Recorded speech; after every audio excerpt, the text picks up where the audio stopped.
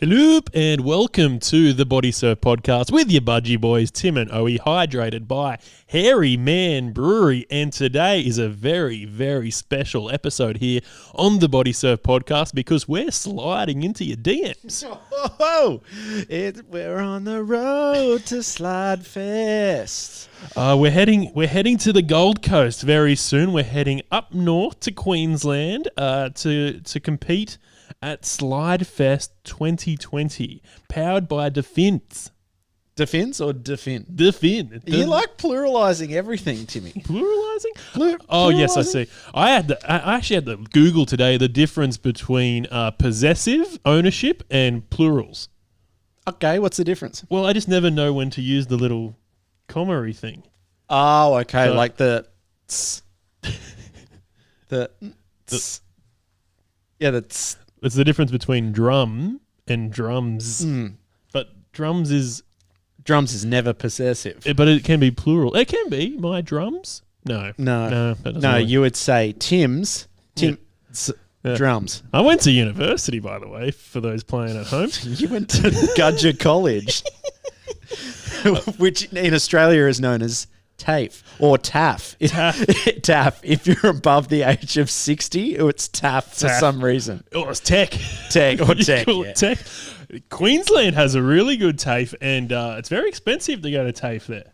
In Queensland? Yeah, it's like the same as going to uni. It's like very expensive. Maybe they offer different courses. Here you do like, refrigeration repair. There you're probably doing, astrophysics or something. Yeah, well, and thank the Lord we live in Australia because there's actually a education reskilling program being announced, and I think we should take that up on the basis of this podcast because we do the Bodysurf podcast, but we're not actually skilled at body surfing Or podcasting. or podcasting for that matter. So maybe we can do a TAF course. I would love to. I often look at courses I'd like to do, and TAFE offers some great stuff. But Does it though?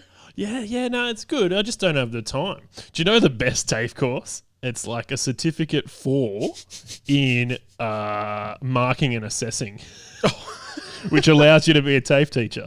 Yes, that's right. And I think I know I said does TAFE really offer that much? I think it does. If I was going to give any advice to someone young listening, your Corey Sainsbury's, for instance, don't go to uni. Uni's a joke. Uni will absolutely poison you for the rest of your life. Like literally, because you'll get alcohol poisoning. Yes, but you're not just spending a lot of money on alcohol, you're also spending a lot of money on your tuition. Now, Timmy, I don't want to throw you under the bus here, but I think your TAFE course probably would have cost less than $5,000. Way less. And I paid full price. A lot of my classmates did not. It was under $1,000. and you went straight into full-time work. Yeah. I left TAFE for work. Some people stayed on and finished the course. I left and I finished a part of the course and then got work straight away.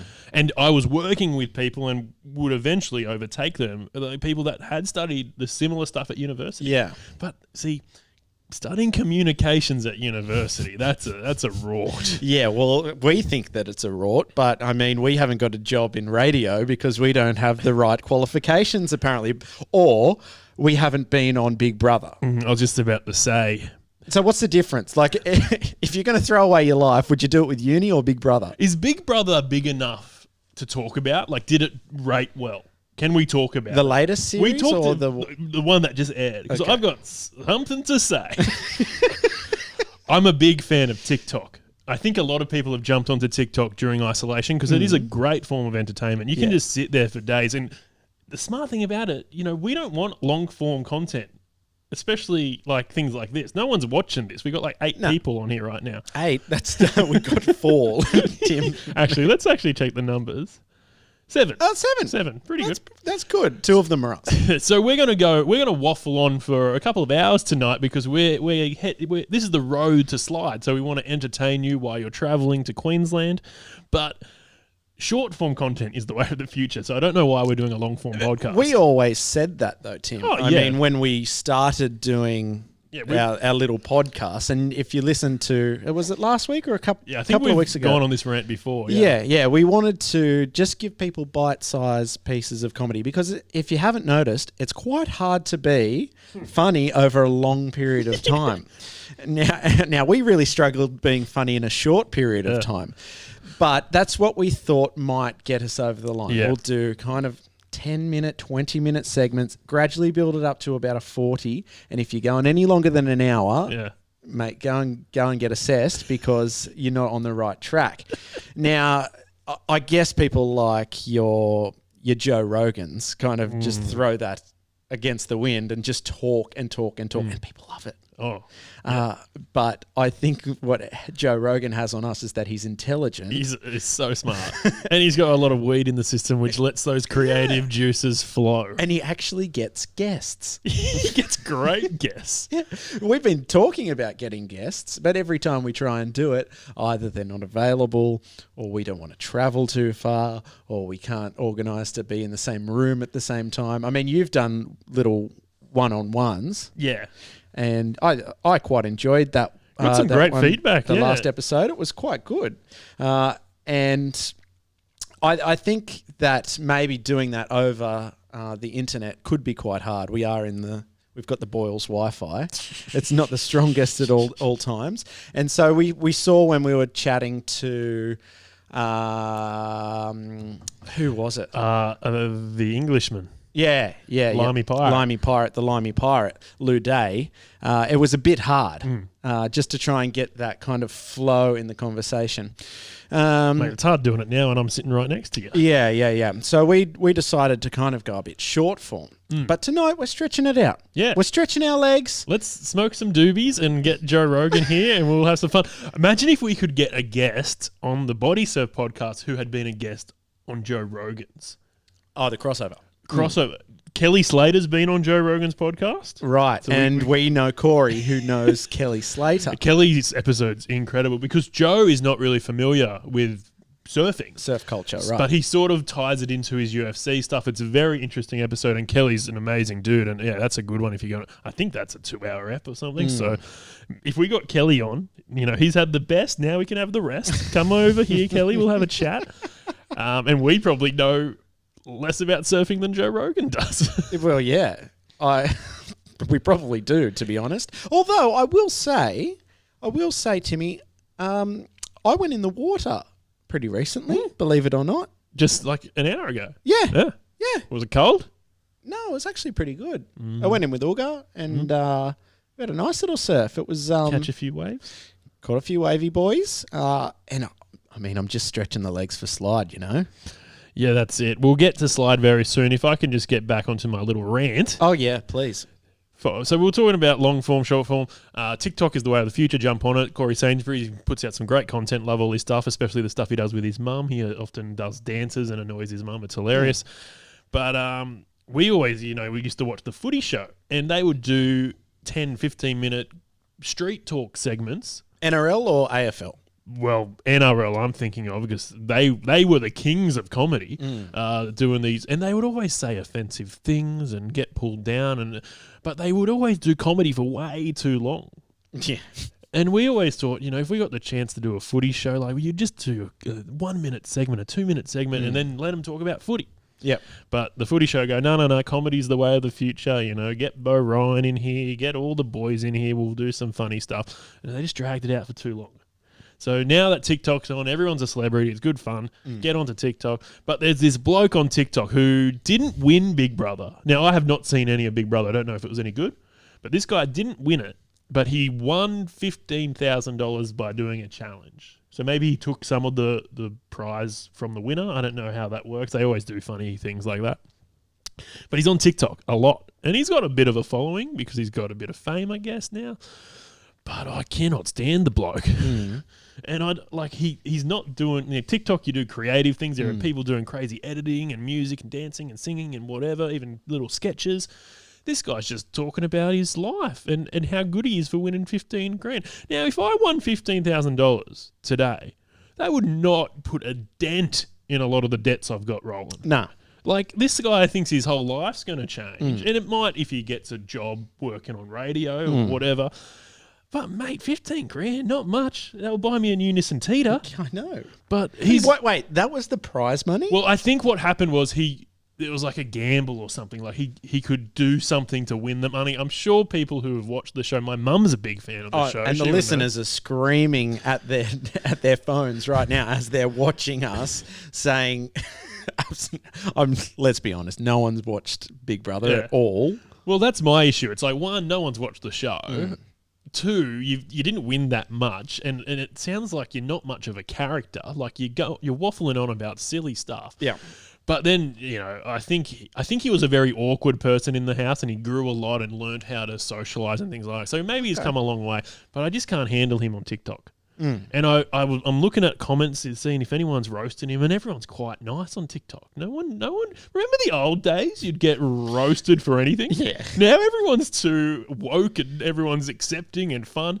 Mate, you'd walk out the street, I'd get like egged. No, it's not happening. Everyone's too nice. You know what? We need to bring back egging. Like really, it's A1 comedy for me because. I don't think you've ever had a bad time being egged. Like, you get egged and you're like, oh, I've been egged, I smell, and I got to wash my clothes. But in retrospect, you're like, yeah, actually, that was pretty funny. And, like, I'm a bit of a dick. I deserve that. Yeah, it humbles you. It brings you back down to earth. Yeah. We always used to go to my friend Nathan's house after school. And Nathan lived on a corner. So the corner had a roundabout at it, and it was on a main bus route. So that bus copped it day in, day out. Water bombs, eggs, you name it. One day the bus is turning left, and often the bus wouldn't stop. Obviously, it's on its route. It needs to keep going. But we didn't realise that if the bus had nobody on it, no passengers, the bus driver could stop. So this day we run out and I think we've got water bombs this day, and we go to throw them, and he does the full, if you've seen Terminator 2, Robert Patrick is the T-1000, and he does that jarring right hand look out of the bus, and he stares directly into my soul. And I drop the water bomb where I stand, and I turn around, piss bolt. I've run, and we've gone inside. Nathan, the not the homeowner, but the son of the homeowner is in the toilet, and we've all run away. He's come out, saw the bus driver sitting at the front of his door, and the bus driver's on the phone to the cops. Ooh. And so we come back around, the bus driver's gone, and we're all sitting there, we're 12, and this is all fun and games. Then the cops rock up, sirens go on. One of our friends, Adam, had a lot of motorbike accidents, so he was quite immobile, and he's trying to climb this fence, and anyway, I push him out of the way. I pushed a cripple out of the way, and I jumped the fence, and I was the only one who got away, but then they ratted on me. And so I felt really bad that, one, I didn't come back and like own up to it, but two, also I got away and my mates gave me up. Snitches get stitches, mate. That's right, but see, they're the joys that egging brings about. So if what is the moral of that story?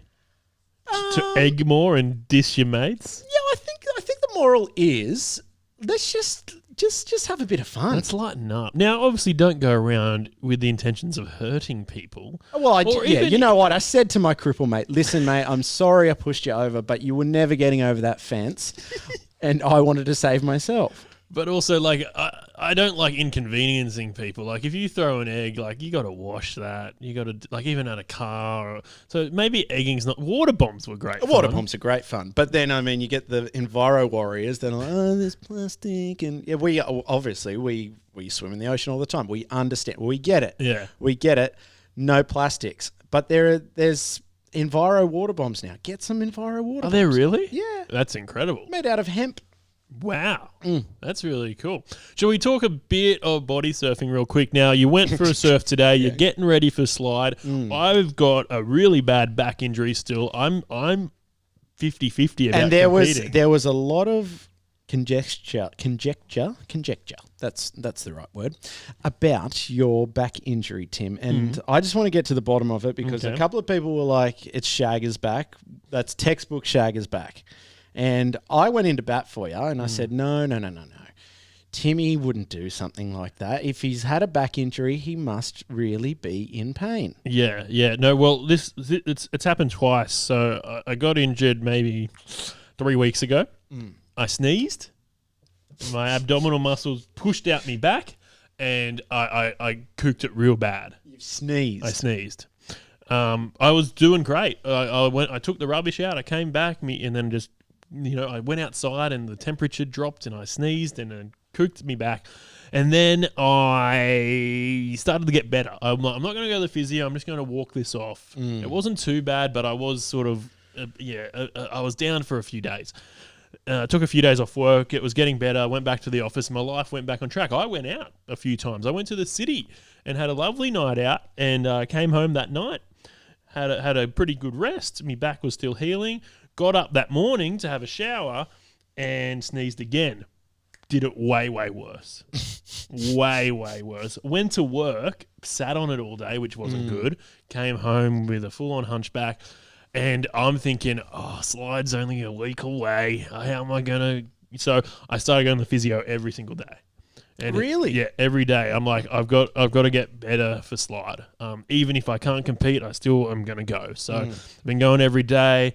I can really only go a few more times before I've got to jump on that plane, but I'll be getting a massage, a second before I jump off that onto the plane. So it is pretty bad. That's serious, Tim. Let's see. Yeah. I knew it was serious when it came to Saturday and you didn't want to go for a punt. I was like, oh, yeah, he's hurt his back. Well, he's done something here. I would go for a punt if I could stand, but they're being really strict at pubs. You got to sit. If I could just stand, I would be fine, but I can't. Like, sitting like this is going to really do me back again. So, and you know what you should do? You should probably film you standing and say that it's your right to stand, Tim. That you should be allowed to do what you want when you want without a mask. It doesn't matter. Do you know any people by the name of Karen? Yeah. I feel so sorry for them right now. Mate. There's some cool Karens out there and they're just copping it. There are some cool Karens. I know one. Actually, April's mother is named Karen. And so she's very close to. How's she coping with all this attention? Oh, well, she is actually a textbook Karen. So she doesn't know what's wrong. That's the thing. Some stereotypes sort of fit. So, yeah. She's lovely. I'm razzing you. That's a razz. We're all here for the yucks. Yeah, that's right. But I get what you're saying. There are some great Karens out there. It'd be awful. And they're the butt of the joke right now. And I know what's happened with this lady and whatever. And she's had another crack today at Australian Post or something. So she went into a Bunnings, had a crack there for not wearing a face mask. Now, you go into a Bunnings, technically that's like private property. You're a guest in this store. They can make up their own rules. And if they're saying wear a face mask, wear a face mask. Now, do they provide you with face masks? Can you buy one? No, but it is compulsory in Victoria if you're leaving the house. Was she in Victoria? Yes. What's she doing in Bunnings? This is Go what you're home to me. your family. Yeah. Jeez. So now she's done it again at another retail store. When we fly, are you flying? We got to talk about this soon. We'll talk about it soon, yeah. But will they give us masks on the plane? Like, I don't have one. I don't think so. Do I have to get one?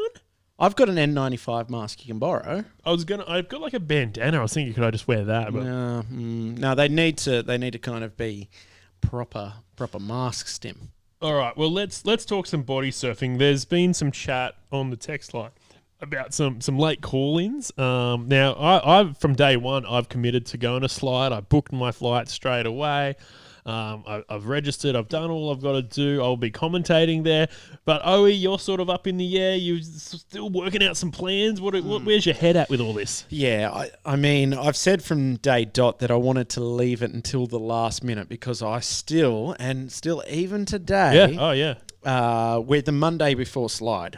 So if you're listening to this later on and any developments have happened, the borders are still open. But I just have this hunch that, for some reason, well, it's not for some reason, it's because of the coronavirus, that the borders are going to close. The New South Wales-Queensland border will close. Now, I mean, can I wait 3 or 4 days to book another ticket? They're limited flights, limited seats.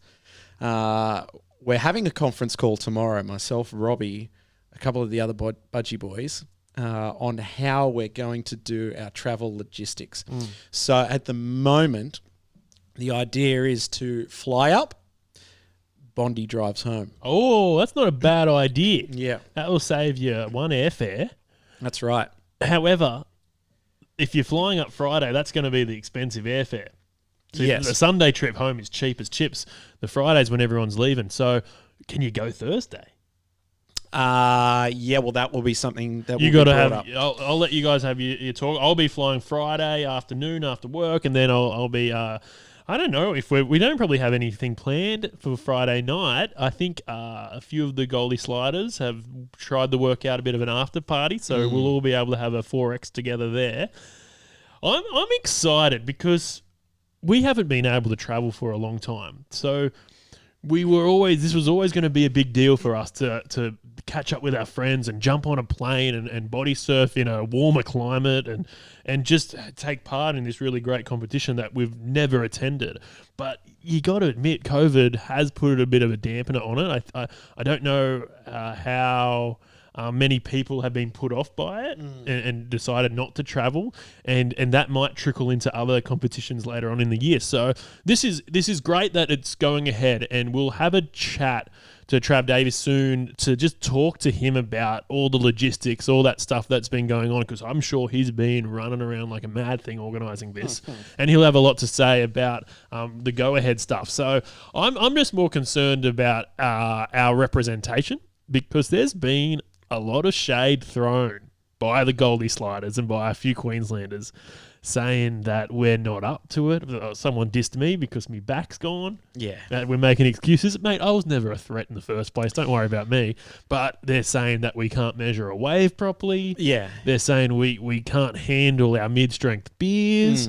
And I'm just like, this is not on, boys. We need to man up, get on a plane or get in the car and show them what we're made of. Yeah, in the Goldie Sliders' defence, I did see them riding a couple of 4-foot waves. Sydney 4-foot. I don't know the what other that day. means. Well, that just means that it's a 4-foot wave. Now, so a 2 to 4 foot Goldie means it's flat in Sydney. So that's kind of what the argument and a bit of the banter's been going around. Have you been having a look at what the swell's going to be like for Slyde Fest? Yeah.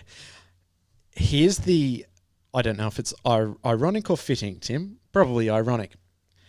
The swell is forecast to probably be bigger than we'll be allowed to compete in. Okay, that's a question for Trav. What happens if the surf is too big? I guess that's an insurance issue. Yeah, so I think that when we spoke to Trav last time, that there may have been a height limit to the swell.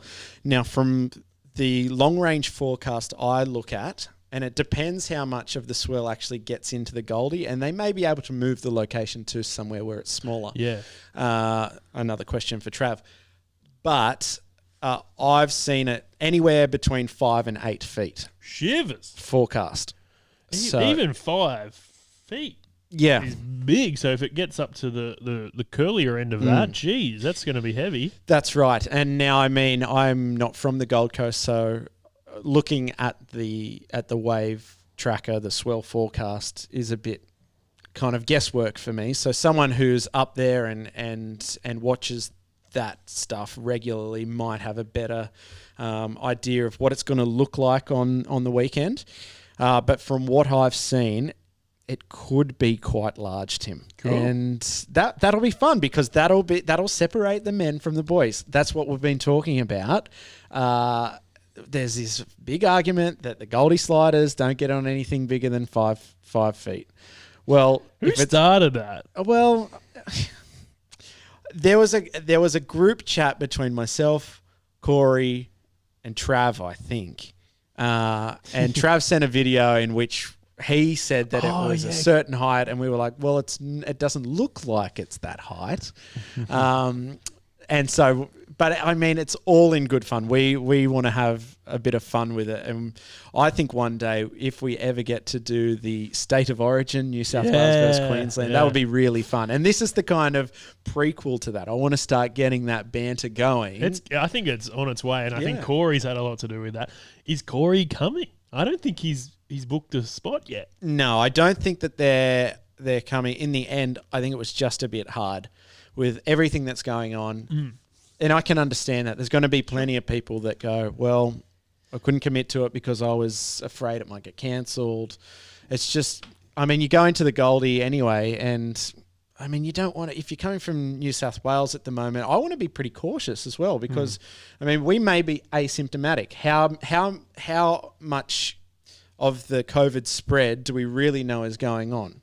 And I want to try and take those precautions. I've even started wearing a mask at work. We don't have to wear those at the moment, but I've decided to. And yeah, I mean, we just have to be careful. And as you said, it kind of has marred a bit of the fun of the whole event. Sure, yeah. But once we're there, it's going to be great. The biggest dampener for me is that Melbourne's a shutdown. So where are we going to have the after party?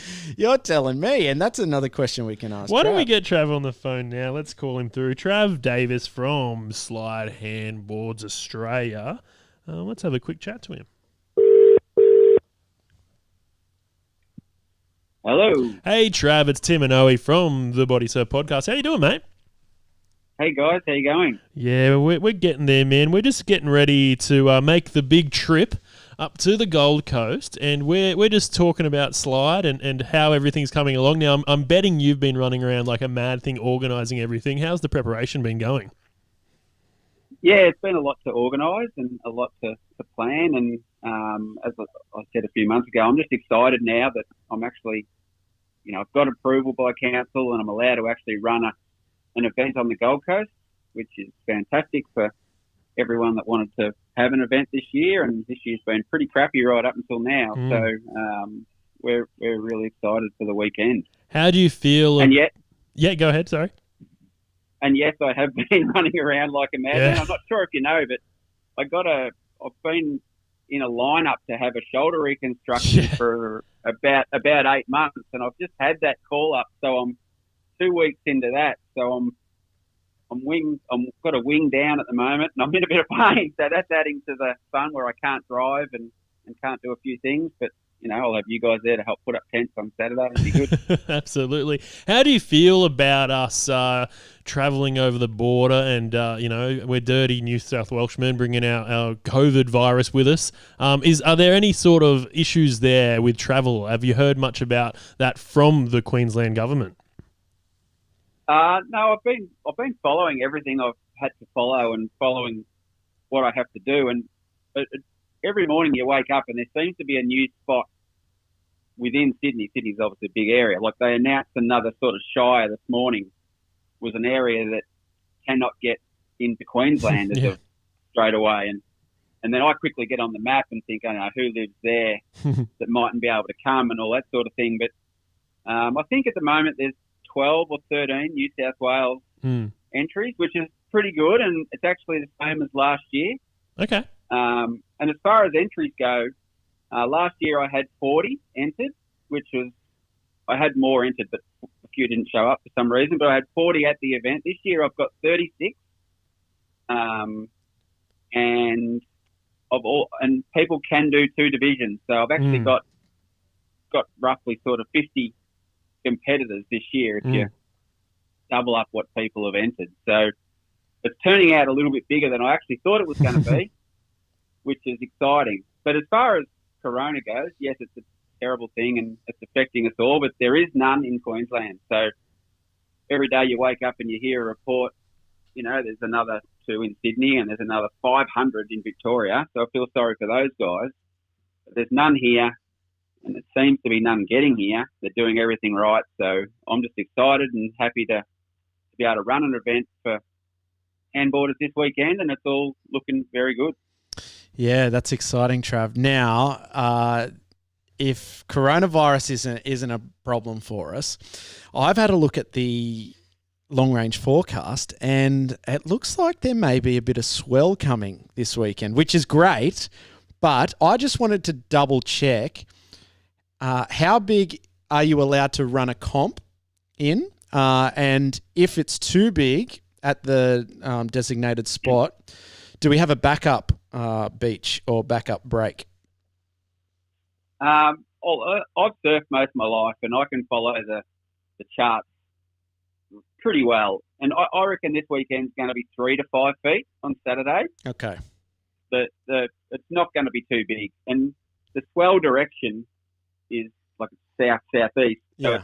it gets to our beaches, but it's a longer swell, and it gets to our beaches not as big as, say, it gets to a Cabarita round the corner, you know. So it's not going to be big. Like yesterday and the day before, we had 4, 5, 6 foot waves, and the swell's not going to be that big.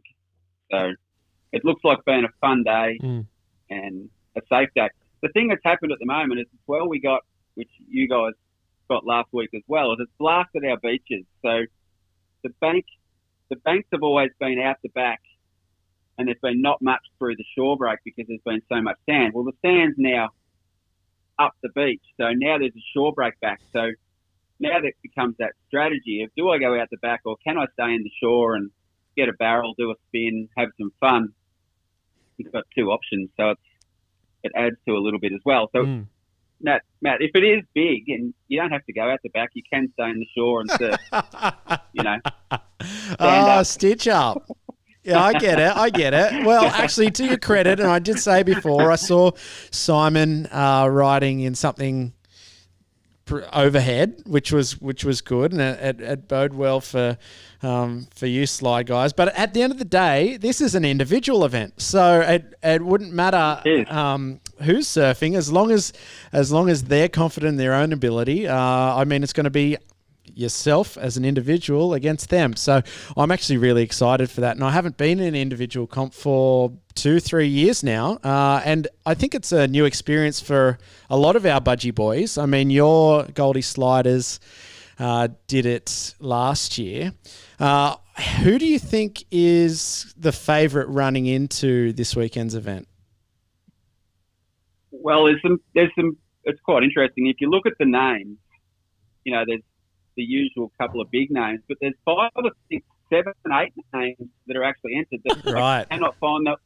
I cannot find them on Instagram. I cannot find them on Facebook. So these phantoms that have entered, and I have no idea who they are. And that's our sport. Like last year, to be honest, and Simon said it today in a funny Instagram post, that he was in the heat last year with Dylan Kelly, and no one knew who Dylan Kelly was. All of a sudden, there's forward rolls, belly spins, and stuff that no one's ever seen. So, as far as the Goldie Sliders go, and the last year has been a massive year of progression, and we've all seen it. In the last year, so many guys were good, but now they've stepped it up. Hamish is a big one. I know Hamish is, you know, your biggest fan here, and he's listening now.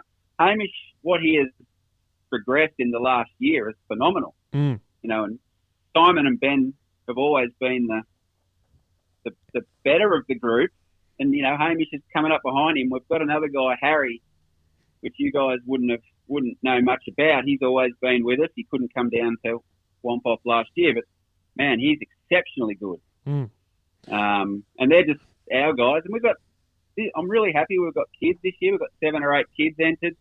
They're also very good. No one knows who they are. And then we've got Dylan, who is a champion and is a title. And we've also got Tom Maher, who is the champion and title holder as well. Yeah. So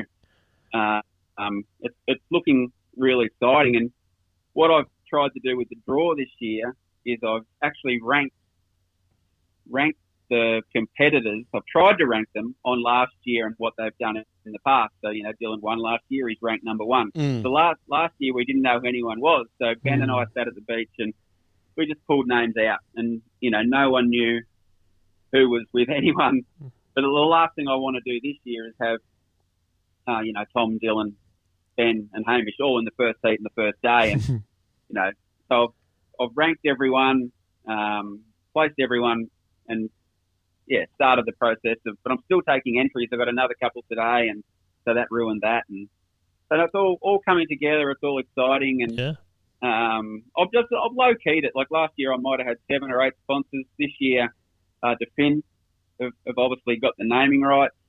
Slyde handballers, obviously, and Spy Eyewear. And Spy Eyewear are a fan of the sport. They come to me. Wow. So they're a great bunch of guys. Hopefully he's coming up from Sydney to be in the event. Cool. They just love the sport.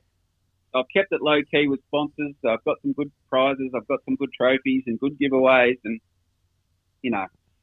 there's the COVID side of things is going to kill us a little bit with the after party. I'm having trouble with that. Well, Hamish has offered to have kick-ons at his place, so we might be rocking up to Hamish's place a bit later on in the night. Hamish has got a 1-bedroom apartment. So that could be interesting. Mate, as long as it's got a bed. Yeah. So no, I'm still planning that, but I'm sure we'll get somewhere to go afterwards, and have a beer and a schnitzel and have fun and talk about the day. Last year after the event, we were pretty lucky. The Gold Coast Daddy actually had this fireworks display for about an hour and a half. It was a full competition, and we were, I'd told the kids that I'd arranged it all, and they were all excited, so it was good. Well, mate, if I can get coronavirus over the border, I can sneak in a few bungers too, so don't you worry. Now, Trav, it'd be good if you got... Go on, sorry. Just without giving too much away, are we able to sort of get an insight into how judging is going to work, and who have you got on the judging panel? I've got Nigel Hyland. He judged for me last year. He's actually on the WQF and the WCT judging board, so he's obviously not a body surfing judge, but he does SUP competitions, boogie boarding competitions, and surfing competitions. Wow. He's actually not the judge. Okay. He will stand behind the three judges, and he will, he'll see Matt give Tim an 8, and you'll see me give Tim a 2, and he'll go, hang on, boys. Mm-hmm. That was clearly a 4. So I was low, he was high, and it gets centered out. So there'll be 3 judges. You get scored on you can catch 10 waves, you get scored on your best 2, it gets collated, and the top 2 people progress. But the good thing about Slyde Fest is if you don't happen to win the first round, you get another go. So no matter what happens, you're getting 2. So you're getting a couple of heats in the water, and it really is a who shares wins event. So you mentioned before how it's an individual event. I saw guys last year high-fiving after a wave during a heat. We've got a pretty good sport and a good bunch of people, and it's pretty exciting. So I can't wait. Yeah, and that's what those individual comps are all about. Now, Trav, just on the individual heats, I was wondering if you could run us through an individual heat. So how it's going to be scored, how much time there is, how many waves you can catch, how many will be scored, because I remember going into my first individual heat and even heats at Wampov, in which I didn't really know how to ride. I didn't know how to time it all out, how to space it all out. I mean, I guess it's a bit easier in an individual competition than it is to a team comp. But yeah, if you could just run us through how a heat would be run, and if the finals and the final are going to be run any different. Yep, no worries. So I'd say with what we've got right now, I think we've got about 24 to 26 open competitors. Now, open competitors are anyone. For example, Ace is 10 years old. He's in the juniors and the opens. Alana is in the juniors and the opens. So there's a crossover. So we've got the opens is there anyone that wanted to go in it? So we've got ladies in the lot. So there's 4 people in a heat, excluding the first heat. You get 15 minutes to get in the water. So you're out the back. You all acknowledge us, and we start the heat. We put a flag up. Okay. So I think it's a yellow flag goes up for the first 10 minutes of the heat, and there's a green flag that goes up for the last 5 minutes of the heat. So if you haven't got a watch on, 15 minutes heat, there's 10 minutes of whichever way I said it, yellow, and then it's 5 minutes of green. And when red goes up, the heat's over. And the plan is I've got Kiel have obviously supplied all my gear again, and the next heat is already in the water. And it can, if everyone's waiting and scores are easy, you're pretty much starting the next heat straight away.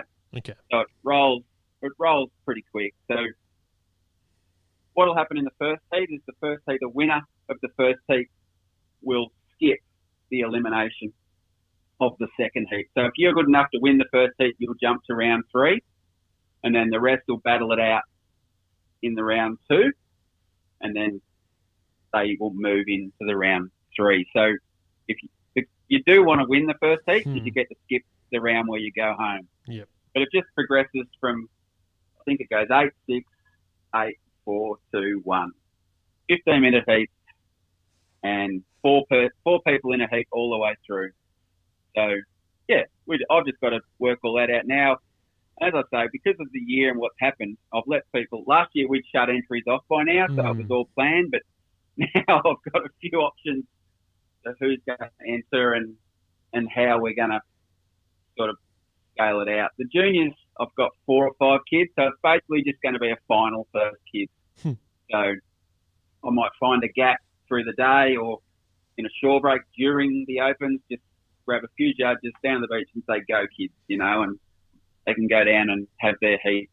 And the ladies, there's a heat in the ladies as well. At the moment, there's only 4 or 5 in that as well, so I'll probably just do a final in that. The over 45s has been interesting. There's been quite a few guys and ladies enter that, so that's a little... After last year's event, I was asked for ladies and an older heat and a kids heat, so this year I've been able to do it. So yeah. Cool. So we'll start at 50 and end up with 1. Yeah, cool, Trav. It really sounds, quite like a big event. How long do you reckon the day will go for? What time are we kind of starting? What time do you need to get to the beach? What time does the sun rise on the Gold Coast at these times? Because every time I go to the Gold Coast, the sun's at about midday position at 4 a.m. It's because it's a big day. And I mean, we've had big days out in the sun before, and then you get a couple of beers into you in the afternoon and it's a downhill from there. So yeah, just give us a little bit of perspective about how the day is going to progress. So I can plan it out that we've got 35, 40 heats for the day at 15 minutes each. And I believe it goes from 7 till 2 with gaps. So it should be all over. Last year it was all over at 2:30, and then at 3 o'clock there was a massive storm, so it worked well. So this year, the Goldie Sliders are, the Goldie Sliders family's pretty good. We're all there at 5 o'clock, and we bang our 5 or 6 tents up and set everything up and get ready. And 6:30 I'll have a bit of a chat, just to fill everyone in. And then at 7 o'clock I'm hoping to start the first heat. So as far as the sun up, you can see it around 6 now. It was 6:30. It's come back now. We've sort of turned the corner, and I paddled out a couple of weeks ago at 6 o'clock, and I could see fine. So the sun doesn't come up till about 20 past 6. It's chilly in the mornings. So don't get me wrong. Yeah, the mornings, you wear your wetsuit because of the car park cold more than the water cold, but it's all there. It's all set up, ready to go. And where the Goldie Sliders home ground is what we've named the slab. They put a new car park in with this big slab, and that's what we've named it. And that actually looks like it's going to be the best banks at the moment. So we're actually going to be right there. You're actually similar to, say, where you guys go at Cronulla there. You're up above the waves. You're looking down. It's easy to see. It's easy to score. It's all sort of ready to go. And after last year, I was shitting myself. It was hectic. I didn't know what I was doing. I'd been in surf comps and done all that sort of stuff, but until you're running your own, it's a different thing. And last year I was running around with my head cut off. The worst thing I did last year was go in the event, so I'm actually happy I'm not in it, because that makes things a little bit easier for me. But going off last year and learning from last year, this year should be a lot easier. So we've got a good crew here, and Prue, my wife, she'll help out. My mum and dad are here. So we're, I'm getting offers from everyone to help. So it's all pretty easy. I'm just looking forward to meeting new people and watching everyone have some fun. And we sit up here and we watch what's going on in Victoria, and and what's starting to happen in New South Wales. And this could be the last handboard body surf event. Anything could be anything for the last thing for the whole year. So we're going to make the most of it. And, you know, we're not sure whether we'll be able to go into New South Wales in the next few months. So we're just going to have some fun, you know. So the boys are all excited and the boys are all practicing, and, you know, you can see obviously the Instagram movies and stories the boys are putting together. They're all excited, but, you know, the boys want to do well, have fun. The boys want to win. Now, believe me, the boys. Now, Trav, some of us are driving, some of us are jumping on a plane. We don't have a lot of room to bring a lot of gear, so we won't be bringing wetsuits. We'll be jumping in with budgies. You mentioned it's cold in the morning. Do you think we're going to be all right jumping in the water? It's going to be, like, the water's still 20 degrees. Okay. I don't know what Sydney is. But Sydney's probably 16 or 17 by now. I don't know. They're saying it's 16 in Sydney. I jumped in the other day and I swear it was about 14. But then it came back up. Today I jumped in and I reckon it was about 17. I was wearing a wetsuit. But Timmy, we're used to like 23, you know? So, and Goldie's at 20. Yeah. I mean, it's increasing what we're used to here, but I don't know. Yeah. No, Hamish and Simon went out on, I don't even know what day it is now. So Saturday afternoon or Sunday afternoon. And Simon wore a steamer, Hamish wore his belly slaters. So, and he got in, and I watched Hamish get in. He was cold, but then he was still out there an hour and a half later. So the sun was out, and most people wear wetsuits here because the car park's cold. Right. And, I mean, you guys are acclimatised, so we're coming up from the south. We should, theoretically, feel warmer in the water. And we're only in there they're 15-minute heats, so you can get out, rug up. So you're in the water for 25 minutes. You're out. You can, you know, have a coffee, whatever you do when you get out, get warm. But and I'm still a believer. You definitely handboard better in swimmers than you do in a wetty. Yeah. Oh, big time. A lot freer, and, you know. But some people don't like the cold. Ace doesn't like the cold. He'll probably have a steamer on, you know, and Hamish probably won't. But everyone's different. But as I say, the dozen Sydney guys that are coming up, it doesn't worry me if you don't bring fins, board, wetsuit, or anything. It's all here. So, whatever you don't have, we've got. We're a good bunch of blokes up here. We'll make sure you got a wetty if you want one. Awesome stuff. Yeah, I'll be borrowing a Grom off you for the day, because everyone has to compete with a handboard, which makes the event very unique. So I'll grab a board off you on the day. Are you going to pack something with you, Owie? Yeah, I'll probably pack my trusty war, which I ride. But it's each to their own, really. I mean, up there, you guys are going to... If a lot of people don't have any gear. And Trav, as you've just said, if you don't have a handboard, there's going to be some around. Yeah. So in the wave pool earlier in the year, got to run through the whole range pretty much. And like there's some good boards that you can get up there for any type of wave. So the quiver's available. Yeah. And if you're worried about that, if you're worried about space even, maybe just pack your sluggos, jump on a plane. That's it. And you're ready to go. Trav, before we let you go, have you got one last piece of advice for any newcomers to the competition? Things that maybe you learnt from last year. What do you reckon would really help us out on the day? Oh, just enjoy it. Like when your heat's finished, go and speak to someone that had the heat two heats before, and just get to know more people. I mean, you're going to learn in the water and have fun, but it's quite interesting. Like, I can go handboarding tomorrow and we can go out, and if you stand on the beach, if us three stand on the beach now and we say, let's go out and catch a couple of waves in 15 minutes, you just laugh at the fact. But when you're out in the water and you're in a heat and the clock's ticking down and you've got three other guys in the water with you, it becomes a different sort of adrenaline rush. Or hang on a minute, I've got to pull my finger out here, and I'm the sort of guy, and the boys will be laughing at us. I'll wait an hour for the best wave of the day. But in a competition, you've got to get quick waves and have fun. But it's not about, you know, I just want people there having fun and learning the sport, because if more people learn the sport, at the end of the day, more people will buy Defin, more people will buy Slyde, more people will listen to the podcast, and eventually everyone everyone wins. So, but I know a lot of people have the motto "Who shares wins," and that's what it is. And I'm sure Tom was away last year, or was he studying? He couldn't come, but his dad entered and his brother entered. This year, Tom's in. Tom's on Team Defin. If you wanted to know anything about Defin, I'm sure Tom would sit down and spend half an hour with you and tell you about it. And it is a Slyde event, and it doesn't worry me. Ricky's had a display of war at the event last year. That doesn't worry me at all. I own Slyde Handboards Australia. I'm backed by a great company.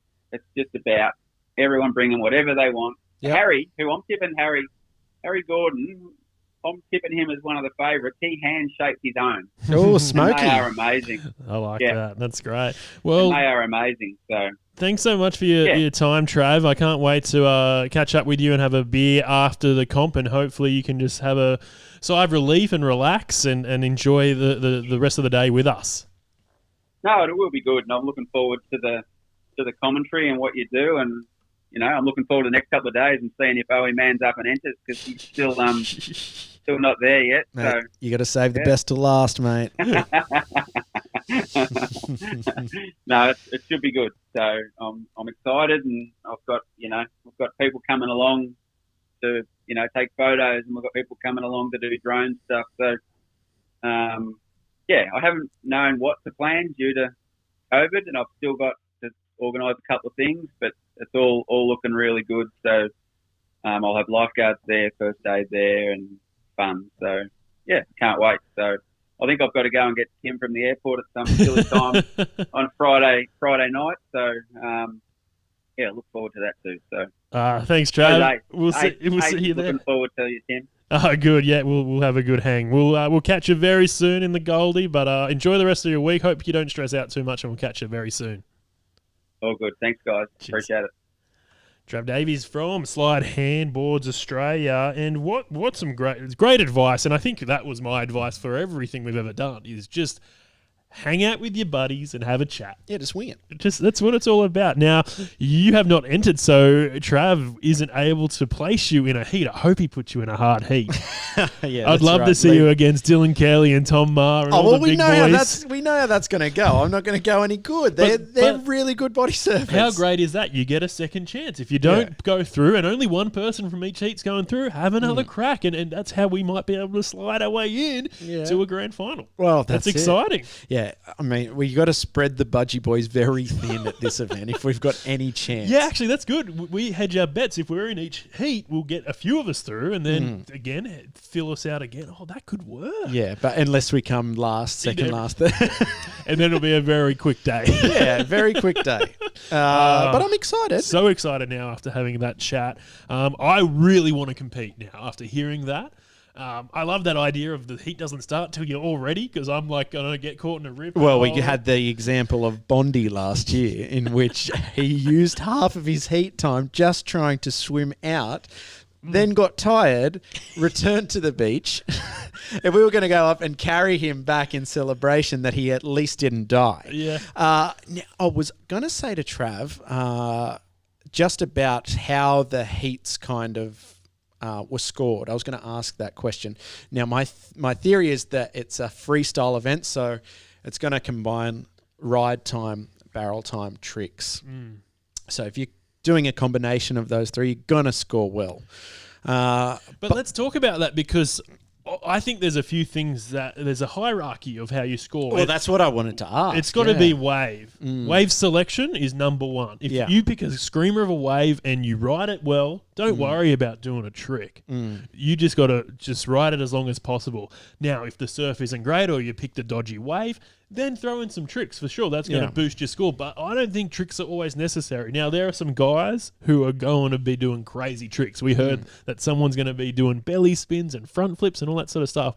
That's going to be exciting to see. And as a spectator, I'm keen to see that. As a surfer, though, I'm thinking get in there and ride as hard and as big as possible, because that's the way I've watched surfing, competition surfing. That's what scores. And I'm thinking that's similar. Well, I think it's a very Sydney East Coast sort of way of riding, and we've spoken about before how we actually watched a lot of bodyboarders and even surfers in the Cronulla area. And the idea of surfing in the mid to late 90s, even early 2000s in Cronulla was go big or don't go out at all. It doesn't matter how many things you can do on the wave.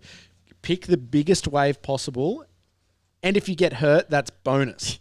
Like if you wipe out, that's what people want to see. And that's what gave you the kind of accolades and pushed you to the top. So I think that we have a little bit of that where we're like, all right, we want to see big and we want to see it ridden well. Yeah. It's interesting. And if you come off, even better.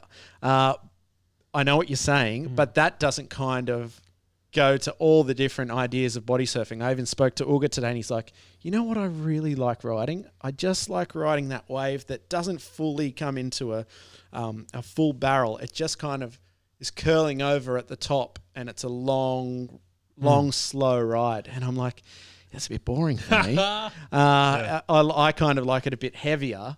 And my favorite part of the wave riding experience is actually when I fall off. And so it's the washing machine underneath the wave. But that doesn't score points. It doesn't score points, but that's my favorite point of body surfing. And I have the fear of going all the way. You're a sadist. That's weird. I know it's weird, but I'm just saying it because people like different waves and different ride types. I think traditionally speaking, and when you're talking about competitions, there is a way of scoring it. Now, Trav mentioned Hamish, but I also want to give Ben a shout out. When we saw these guys surfing a while ago when we went to Melbourne, these guys were doing some really cool tricks, but were still riding the wave superbly. So is that going to score well? Do a trick at the start of your ride, catch the wave like a pro, and then do a trick at the end. Because that way you don't compromise the wave. That's right.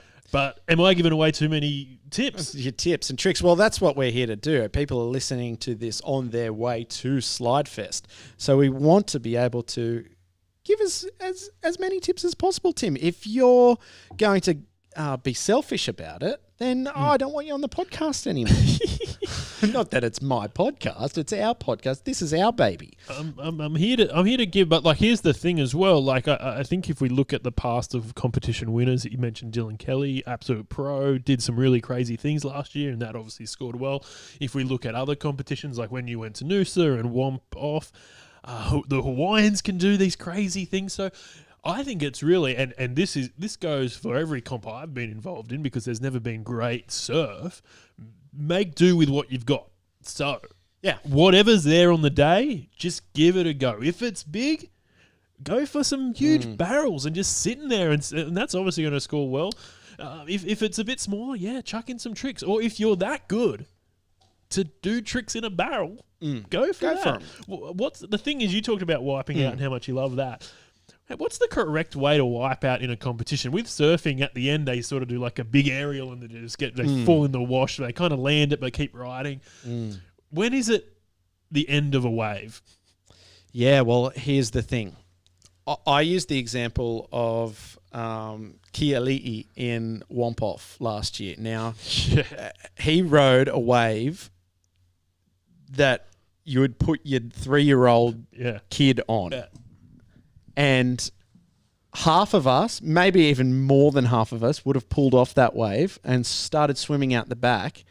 He proceeded to do 2 spins, a front flip, and then pulled across and got covered up in a little mini shory barrel. Yeah. The wave's never over, Tim. But true. Here's what Trav said. He goes, he'll wait out the back for half an hour to get the best wave of the day.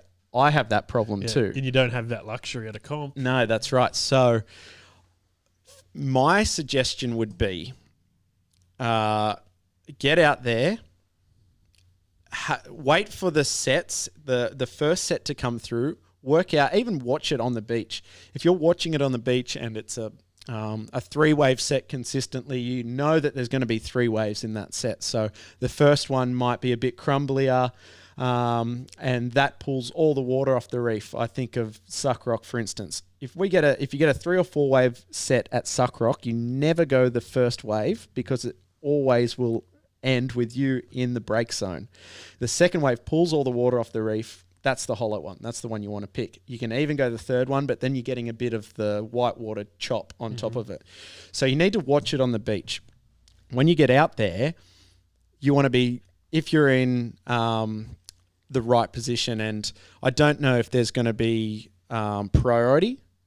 I didn't ask Trav that because in a lot of surfing comps, there might be, if you're in a one-on-one heat, there might be a priority in which someone got the last wave, so you can get the next one. You have priority to select that. I don't think that's going to happen, and it normally doesn't in a body surfing. No. Well, we heard the famous story about Uga outswimming Ricky. So it was all about the positioning. And That's right. That's how you get priority, yeah. And if you are on the inside of a wave, it's the closest to the peak that has the priority. So there'll be deductions for people who drop in. But watch it, and if you try and pick what wave in the set you think is going to be the better for the style in which you want to ride. So if the first one's a bit crumblier and you want that longer ride where you can do a couple of spins on it, take the first one. If you want one that's a bit more hollow and it kind of walls up a little bit, get the second one. Yeah. There's so much you can do just by watching the previous sets. Now, I remember at Wompoff last year, I was in the first set, and I had a quite traumatic experience the previous week to that. I was moving house. I can't really remember a lot of it, and I was exhausted. But I remember swimming out, and the waves were only like 2 or 3 foot max. Wind slop. I've swum out in much bigger. But I got out the back, and I literally thought I was going to have to swim back in because I was so tired, and all the adrenaline just left my body. So try and calm those nerves down at the start as well. If you're nervous about swimming out in the comp, remember it's just a bit of fun. Oh, yeah. You want to swim well, but try not use too much energy in the initial swim out. And I think it's a great idea that they're going to wait till everyone's in the water and ready to put the flag up. That's great. I think that's going to, as you said, will help Bondi. Bondi, if you're listening, take it easy, champion. But I think that's great for everyone. And I wonder, like, is everyone going to just paddle out together and have a bit of a chat and just take it? I'll be doing doggy paddle. I'll be taking it very easy. But I'm excited. I'm just hoping my back's better by then, because at this stage I probably can't compete. It's that bad. So and that's okay. I'm happy to go and hang with the boys and commentate and do some fun stuff. But if I'm feeling better, I've got a few more physio appointments. If I'm feeling better, oh my goodness, I cannot wait to do some very silly things in the water. And out of the water. Oh, yes.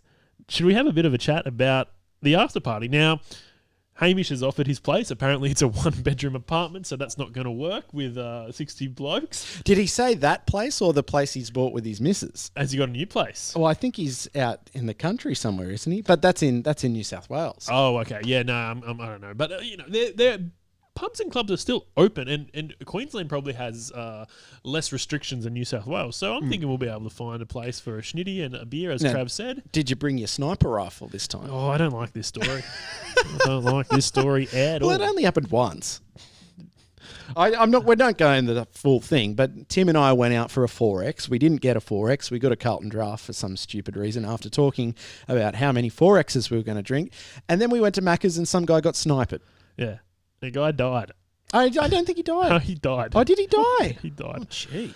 And Owi's sitting there complaining that the soft serve machine's not working, and this guy who's working at McDonald's is not only getting paid like $4.90 an hour, he's traumatised that this guy's head's been blown off. Have you seen? No, it wasn't a head. Have you seen that meme at the moment? It's the guy dancing in front of the chick on the ground getting choked. No, it's pretty full on. Then someone comes, the cops come along with a baton and hit him off. It was kind of like that, but I was the dancing guy arguing about my nuggets, my apple pie, sorry. And yeah, someone was getting sniped in the stomach. Now Google that if you didn't think that happened. Gold Coast. Yeah. It happened. It would have been 2011. Yeah. And we thought it was our mate because he'd left early. Yeah, did we even give him a call? Hey, mate, you all right? Yeah. He was all right. Yeah, we got a late checkout, but no workers. That's my favourite part of the story. We're hung as, and I think you just go, oi, and he just picked up the phone, late checkout thing, and put it, it was just perfect timing. We were so stoked for the late checkout. You know how long they gave us? 15 minutes. Yeah. Yeah, need to really come and clean the room for the next people who coming in. It was checking in on a Sunday. Yeah, there were 1,000 hotels open with no one there. I love Queensland. I love the Gold Coast. I used to always go there for a family vacation as a kid, so I've got fond memories of it. I've never really checked out many beaches, so I'm excited to go to the world-famous Slab. Isn't that great that we get to go there? Hopefully there's some cafes and things we can get a bit of grub and sit back and watch some amazing body surfing. I think it's incredible that, we could just jump on a plane or just drive up and see some world-class body surfing. We've been so blessed that a lot of the competitions have come to us. We've never really had the travel. You've had a small trip, but we've never really had the travel too much, and it's cool to jump on a plane and do something a bit different. And we're on their territory. I think Ben and Hamish, the Goldie Sliders, just have that advantage. They know the spot, they know the water, they know the taste of the salt in the ocean and what causes the saltiness of the ocean. Yeah. And they just love getting around it. And I think they're going to smash it. Now, there's some big names, obviously, that we've spoken about, but I think there's a few underdogs that are going to come good. I'm thinking Jesse Mawson might sneak in and do some cool things, especially because Max is going to be there to slow him down. Trav talks big ups about this bloke Harry. I'm going to keep an eye on him, and then obviously Tom Maher, Dylan Kelly, yourself. Little Ace, who's going to be competing, I guess, in the Opens. I don't want to go against Ace. Opens and in the kids event. I think that's going to be really fun to watch. And there's a few other young people, I think part of the Slyde and Keel family that we should keep an eye on. It's going to be amazing. Every time we go out for a body surf, let alone a body surf event, it's just so much fun. Have you ever had a bad time body surfing? Actually, don't answer that. Sometimes you get a bit aggro. No, not at all. I tell you what, there were a couple of aggro surfers out at a Budgie Boys meet the other day, apparently. Typical. Yeah. And why? I don't get it. Like, the main thing surfers have a problem with is when they're on a wave, which is fair enough, they're on a wave, and people get in the way. Yeah. But they're not used to having body surfers be able to duck dive so deep underneath them. So they think that it's a surfer or a bodyboarder. Yeah. And so they pull off the wave and then they get angry at us saying, oh, you're in the way. We have to sit more inside than them because we don't have that initial speed for the takeoff. So we're always going to be on the inside. If you're surfing a reef break, you're probably going to be there.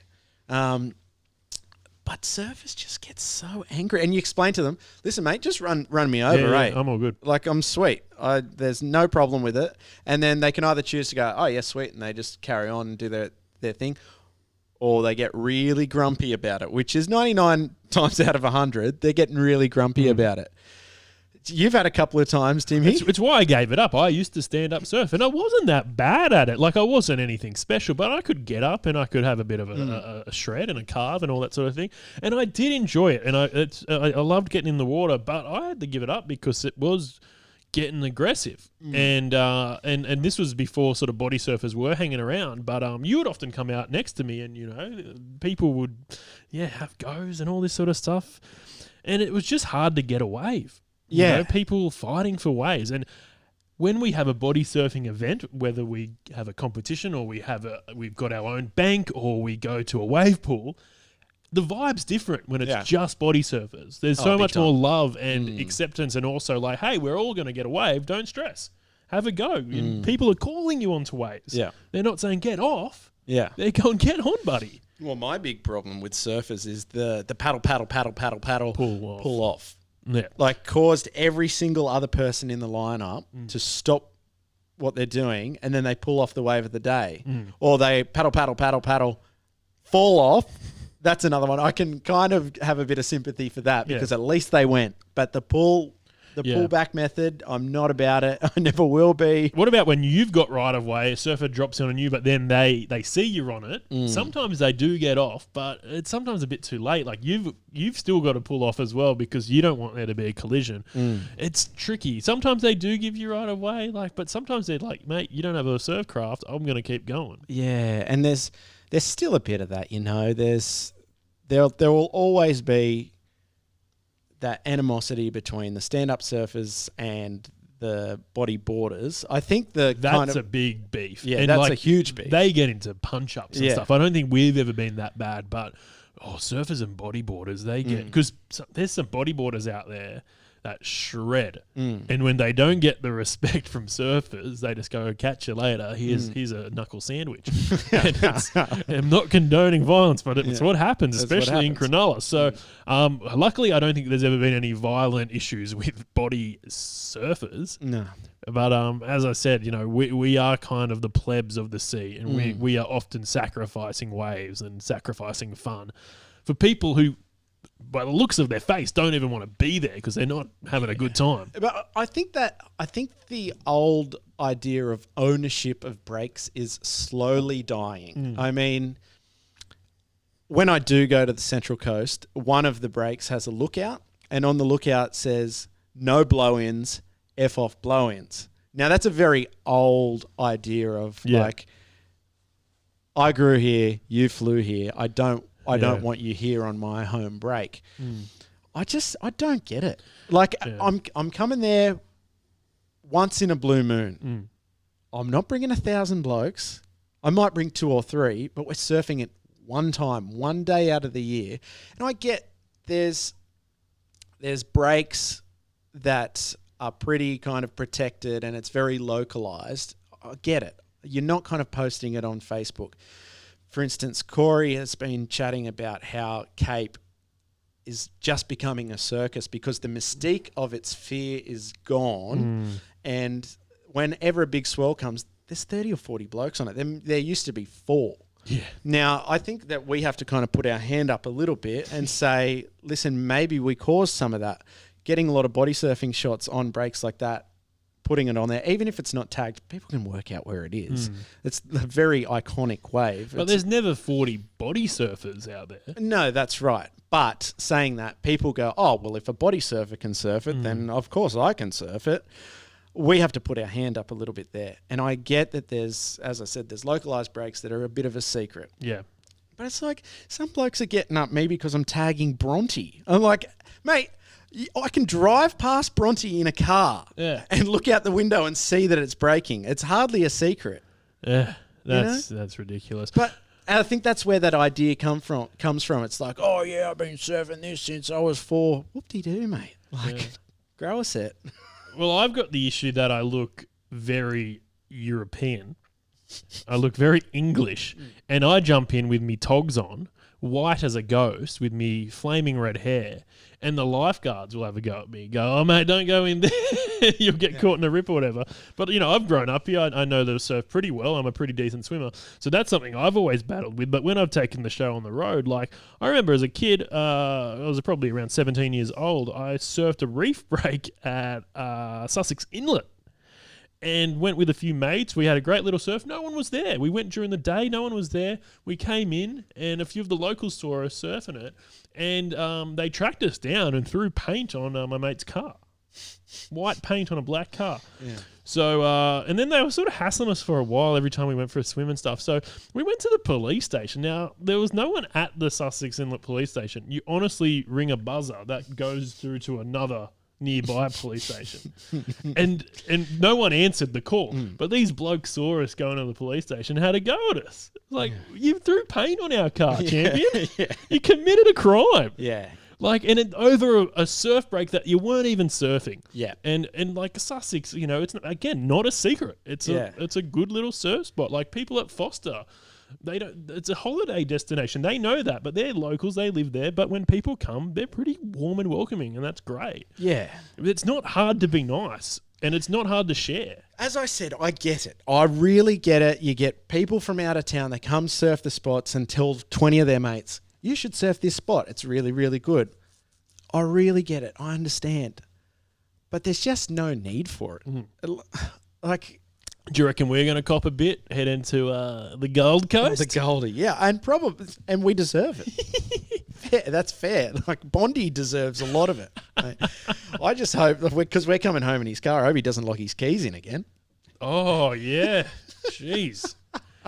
You'll be walking home, boys. Yeah, that's right. And he's got a little... What's he drive? A Mini. The Mini, yeah. We're going to fit 5 blokes in a Mini. Are you really? Apparently. With all your gear? With all our gear. Good luck, mate. I'll be sitting in the first class lounge smoking a cigar. Oh, you're sitting in the first class lounge. I always try and sneak in. There's always ways of. You just wear a suit and you say you're the bloke from Neighbours. What's his name?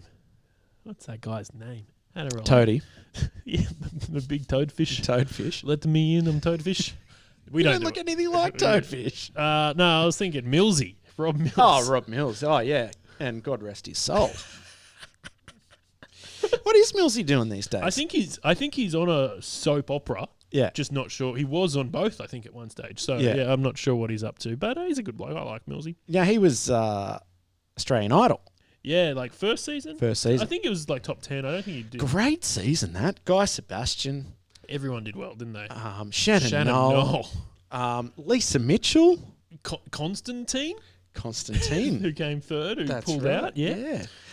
Paula Abdul. Yeah. Oh, wait. Paula Abdul. Paulini?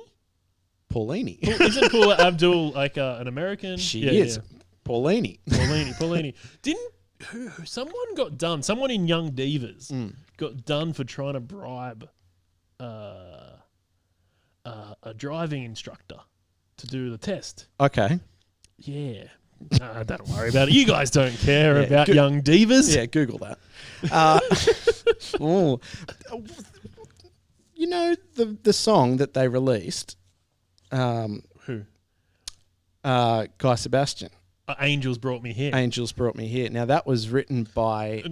John Ford. No, it wasn't. Well, John, yeah. No. He was involved in it. Yeah, Maybe yeah. Composed no, it. but Mark, the judge, what's his name? Yeah, Mark. Touchdown. Yeah, Touchdown.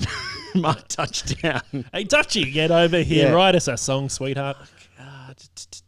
No, the names escape me. Anyway, he wrote that. Yep. I thought Johnny was involved in it as well. Oh, I'm sure he would have been. Yeah. And isn't that mean to give Shannon Noll and Guy Sebastian a song that clearly tailored to Guy's range, and Shannon still gave it a good hot go? Yeah, and it is on YouTube. His version? Yeah. Yeah. And you know what? I was very surprised that Guy Sebastian won. I know he's back in the news now for a bit of nepotism, but... yeah. Should we play the show out with a bit of no? no, For copyright reasons, no. You can maybe sing it with alternate lyrics. Oh yeah, that might get through. Yeah, but yeah, I just think think about the show Australian Idol. You've got this true blue Aussie blow singing like Barnsey up there, and Guy Sebastian wins. Now, Guy Sebastian, one of the best singer-songwriters, musicians, whatever you want to call him, a great cricket player. Him and his brother are really good at cricket. I did not know that. Yeah, so Chris recently, his brother won The Voice, which is he was in a few singing comps, and now he's finally got a show that has not produced any talent ever. Name one person from The Voice that's got a record deal. No one's put out anything. Mark Vincent. No. Was he on The Voice? No, he's an old guy. He might have been like a mentor, but he's been around forever. Oh, Grace. But she didn't get... Did she get far? I'm not talking to the microphone anymore. Grace, yeah. But I think she did... She wasn't in the finals. Yeah, and she did a lot on her own terms and produced her own stuff and then got more in the independent music scene. Yeah. But The Voice, I'll tell you what, this show keeps going on, but no one's getting careers out of it, and it just shows you it's more about the ratings and the drama than actually producing talent. Yeah. If you want to make it in the music industry... Go to TAFE. Absolutely. And do you know who went to TAFE? Our good mate, Citizen Kane. Oh, he did. Citizen Kane? Citizen K. Great rapper. He went to... Great movie. Canberra's equivalent on TAFE, which is called, I think, CIT. And he's a huge producer, rapper now. This is what you got to do. If you want to make it in the music industry, especially in hip-hop, become a sick freestyle rapper and go on American breakfast radio and do like 10, 20-minute freestyle raps. Yeah. But it's got to be amazing. Yeah. That's how you make it. So if anyone, aspiring musicians, learn how to freestyle rap and go on American breakfast radio shows. And you'll be up on YouTube, it will go viral, and boom, you'll be a star. Maybe we should release a little playlist for everyone driving to Slyde. Oh, yeah, we did that. We could do a Spotify playlist. What would be on what's it? on it? So it's Shannon Knowles' version of only Shannon, not guys. Shannon Knowles' version of Angels Brought Me Here. Why don't we put Hayden, James, and Grace in there? Because that's a great that's song. a banger. Yeah.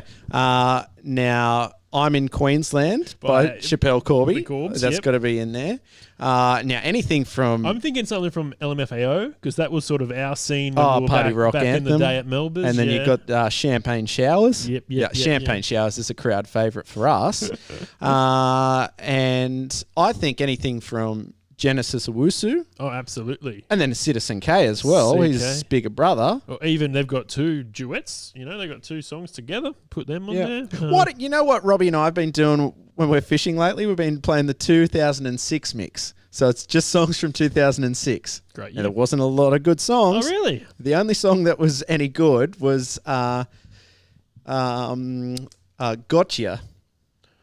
Which song? You didn't have to cut me out. That one. Yeah.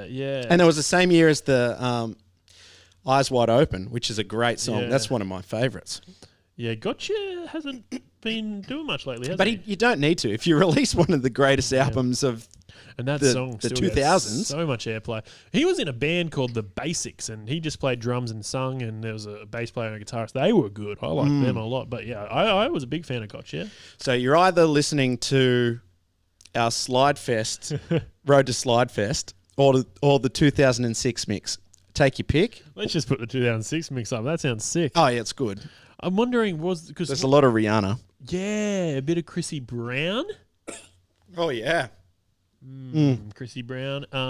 Jay-Z maybe might. Kanye was probably coming up then. Yeah, but the problem is with these Spotify playlists is that it's tailored to whoever made the playlist. Like if they didn't like a song, it's not in there.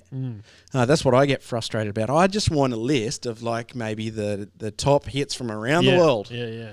And you can't always find that. Yeah. I guess that's what's great. Like, I know traditional media is dead, and that's why we're here doing a podcast in my basement with a camera that's like 4 pixels. Which we'll have 2 of next week. 8 pixels. So, yeah, I know traditional media is dead, but that's the great thing about radio. They've got a great back catalogue of music, but choose to play 5 songs that were popular 20 years ago. Yeah. Over and over again. Repeat them. Just pumped up kicks. Just keep doing it. Just keep hitting that song every hour. Play it twice every hour, man. You know how many times I listened to Billie Eilish last year? Yeah, she was a big thing, wasn't she? On every radio station. It's funny when people sort of can hit up any station. See, she wouldn't be played on rock stations, though. Triple M wouldn't play her. No. But then if you want a break from Billie Eilish, you're listening to get a bit of chisel. Yeah, a bit of chisel. But there have been some artists, and it's probably bands like Birds of Tokyo that can get played on every station. And that's where the money is. But isn't that so crazy? Like you're on an independent, government station, but then you're also on like the adult station. You're on the rock, the pop. Triple J. Yeah, it's just crazy. Like I think they've done it. There's a few bands that kind of have done that. Even like Gotcha, really. I think Gotcha gets played on Triple M sometimes. Yeah, so it does. That's where the money is. If you can get played, and now I guess you've got to work out how to do that in this new age. Getting on playlists, getting on First Play Friday on Spotify or whatever they do. Well, how do you go cross station, but also cross-continental? How are you getting played on every continent, on every station? How funny is it when, like, someone just randomly gets big in one random country? Like, I think the guy that was in Baywatch was really big in Germany. Right. But, like, no one knows why. Yeah. He's just big. And that happens sometimes, like, sometimes a Western artist just does really well in, like, Thailand. And they don't know why. Well, that actually happened to one of the Shire's local bands, New Empire, formerly Freedom One. Yeah. You guys might know them. They did the last time the Olympics was on, which should be happening right now, by the way. Rest in peace. Should have started like a day or two ago. They did the Channel 9 theme, I think it was on Channel 9, for the Olympics. Wow. And I'm sure you could Google that up. Don't put it on the playlist. It's not a bad song. But they had a song that was on their like back catalogue like from like years previous, go absolutely nuts. Yeah. in some Asian country. Yeah. And then like they got flown out there to like perform, and it was not a very well known song. They got millions upon millions of views. Yeah. That's, and listen, it's just crazy. It's think about last year. The biggest song of last year was probably Lizzo. Now that song came out years ago. Yeah. I was watching a movie, I'm So Pretty, with Amy Schumer. That song was throughout the whole movie, and that movie came out like 10 years ago. And that song only became a hit like last year. Right. It's just weird how things just get picked up in this digital world and spat out and reappropriated and all this sort of stuff. And hopefully that happens with us someday. If someone wants to remix this podcast and try and make it good, go for it. You've got all the elements here. Now, I'm going to go back, re-listen to this, put all the songs that we've just mentioned onto a Spotify playlist, and mate, it's going to go off. All right, it might go to number one. Why don't we put, just to make your job even harder, 2 more songs, one each, and then we'll finish the podcast. So I'll do mine, you do yours, and then we'll sign off. So you can have a good think about this. Yeah. Take a second. We've got such a weird. We've got a lot of hip hop. We've got a lot of. We've got a bit of rock in there. Yeah. I'm going to do some Linkin Park. Oh, great. Linkin Park. What's your favorite? Maybe Numb.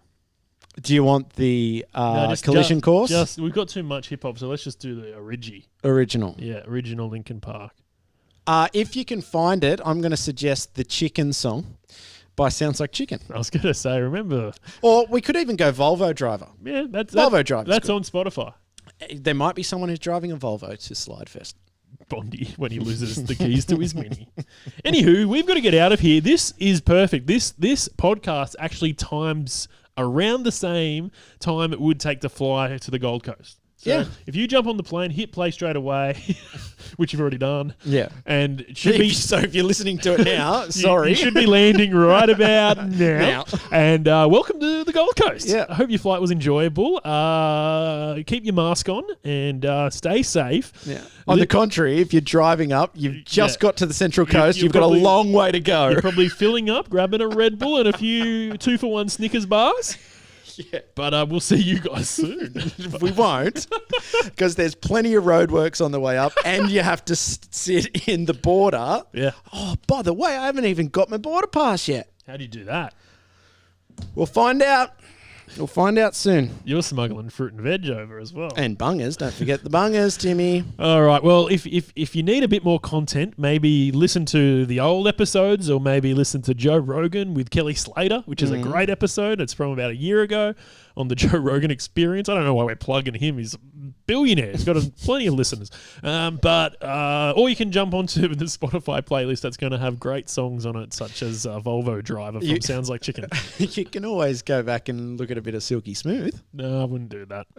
Or The World's Shittest. Yeah, that's good. I like that, Web. Or even if you're a Sharkies fan, official, unofficial. Even if you're not a Sharkies fan, just to listen what a real podcast sounds like. We actually had a producer, and it sounded very good. Yeah. Speaking of good podcasts, I was actually listening to your mate Carla's new one.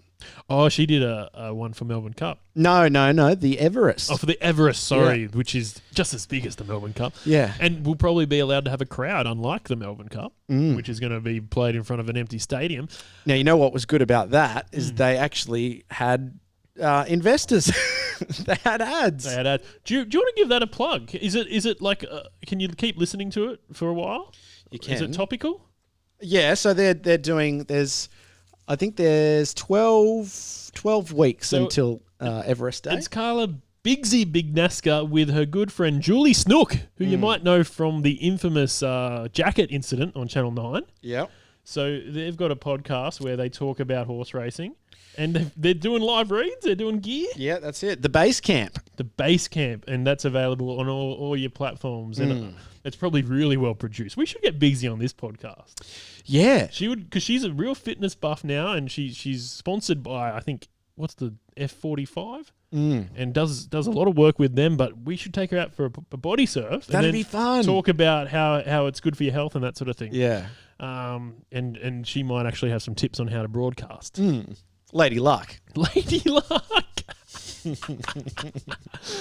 Yeah. Yeah. Good? We good? We did it? You miss every shot you don't take. We've missed a few tonight. That's for sure. Well, I hope you've enjoyed this. I want to do like a 24-hour podcast. I know. The last time that happened, but that's a radio show, so no one's done a podcast. Carl Sandilan had a heart attack. Yeah, but that was a radio show, so you can go to commercial break, you can play songs. What if we just talked?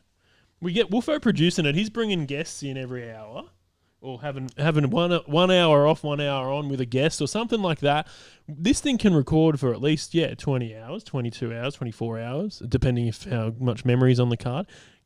I'm sure someone's done it. Someone's done a long podcast, but could we do a 24-hour podcast? Nah. You don't want to do it? I don't want to do it, no.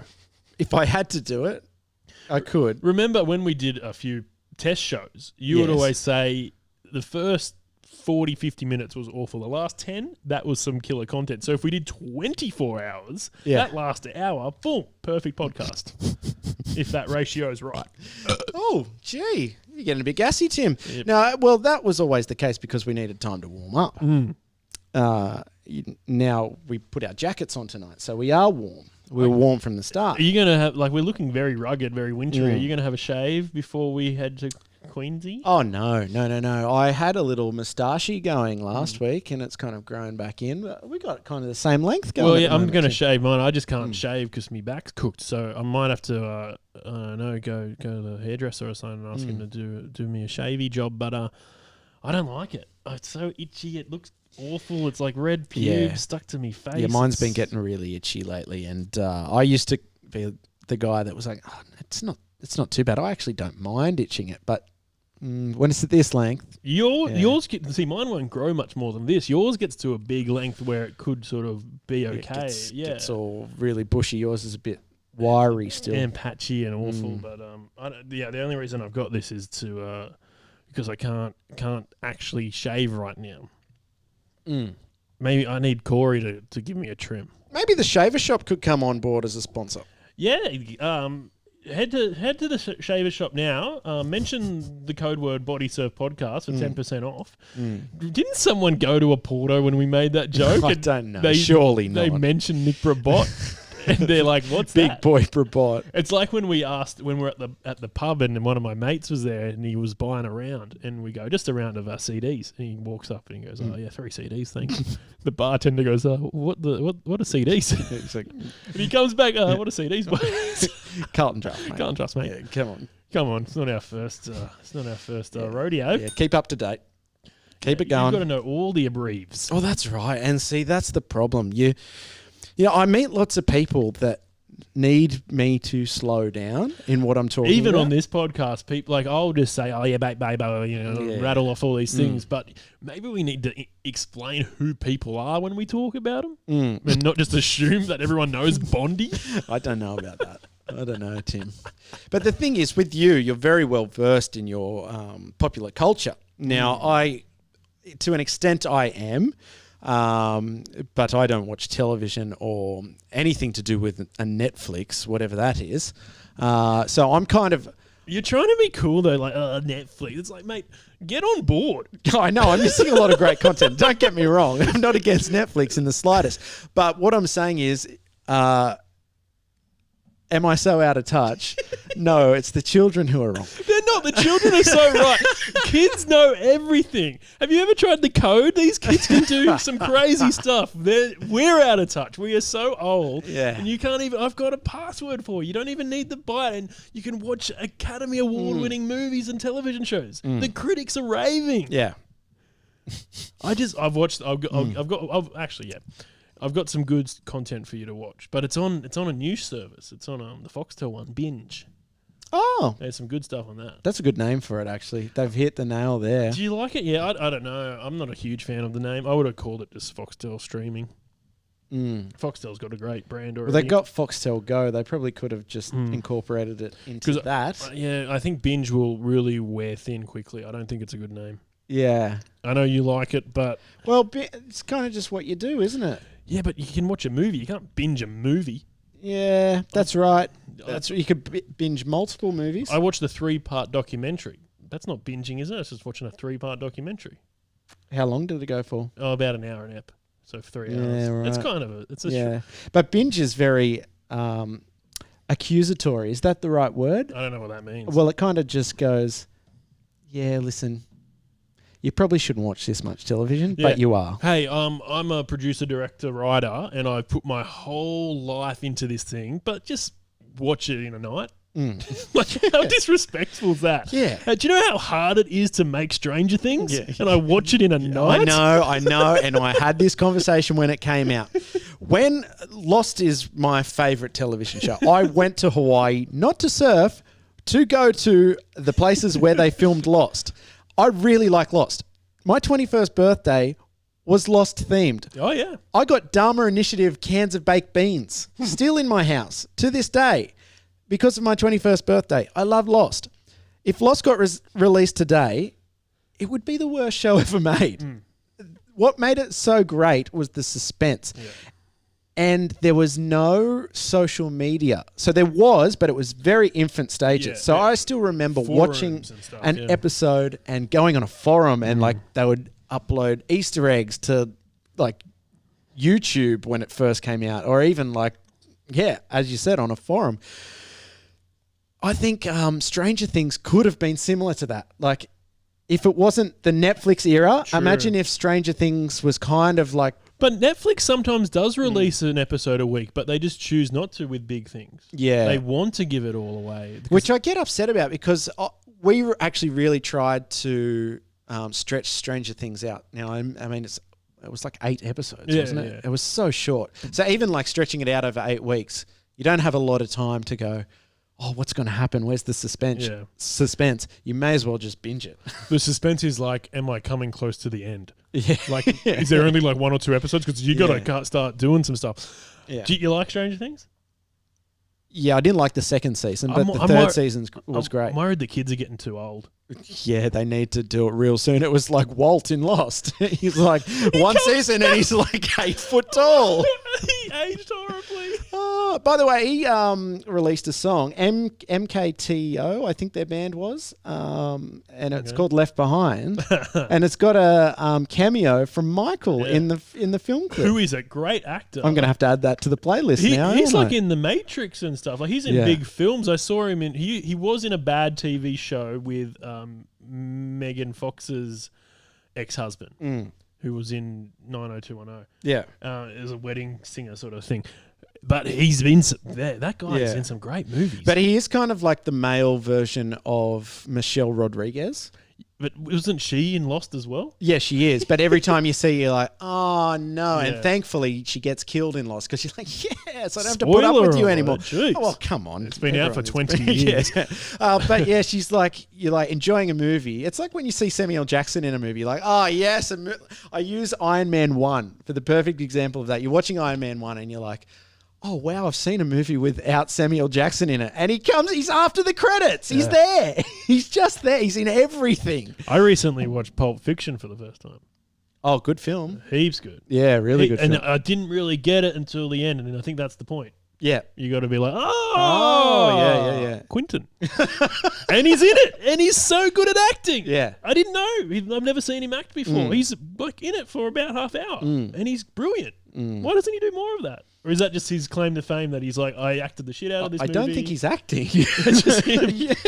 He was good. He was like, for someone who is so awkward in his real life, was an amazing actor. So yeah, big ups to him. I'm sure he doesn't need to act. He's good directing and writing. He's good. Freaking hell, he's good. Yeah, so pretty much the moral of this conversation is we're sorry if there's too many references. We know we are very niche.